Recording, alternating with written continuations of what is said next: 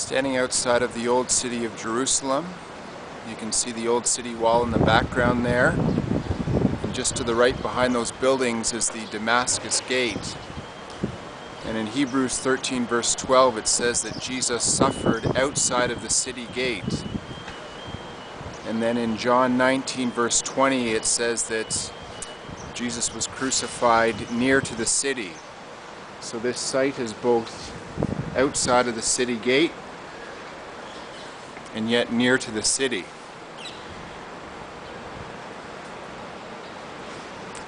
Matthew, Mark, Luke, and John all identify the place where Jesus was crucified as the place of the skull. And in John 19, verses 17 and 18, John says that Jesus was crucified at the place of the skull, which in Hebrew is Golgotha. John wrote that in the place where Jesus was crucified there was a garden and a tomb. And very close by here, an ancient water cistern has been found. So here's the opening to that cistern. You can see water running down there.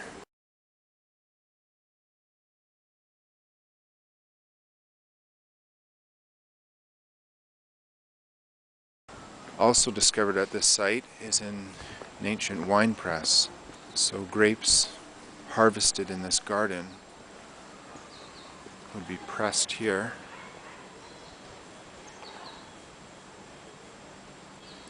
And archaeologists date this as being approximately 2,000 years old. In John chapter 20 verse 15 we read of how Mary, when she first saw Jesus, she didn't recognize him and supposed that he was the gardener.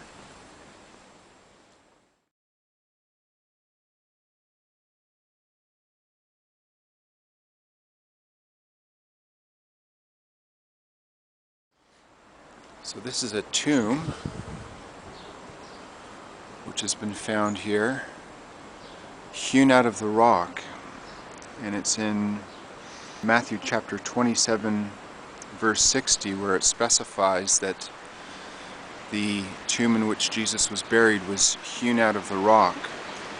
And the floor here as well as the tomb itself are all of one stone. Scripture says that this place belonged to Joseph of Arimathea, and Matthew specifies that he was a rich man, and that's in Matthew 27 verse 57. So obviously to have a tomb of this sort you'd have to be rich,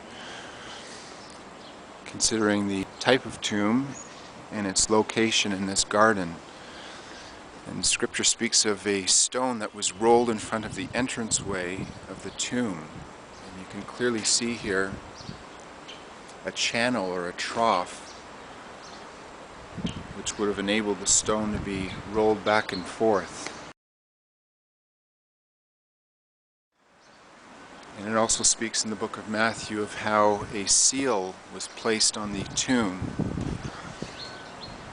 You can see the remains of what appears to be a seal.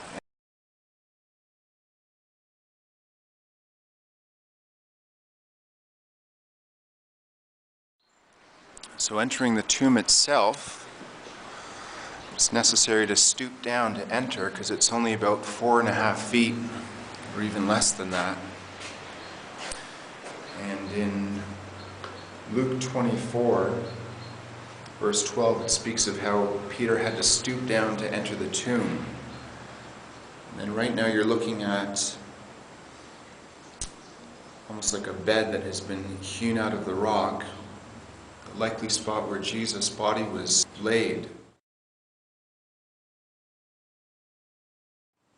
The woman who came to the tomb found angels here, one sitting at the place where Jesus' feet had been, and another where his head had been.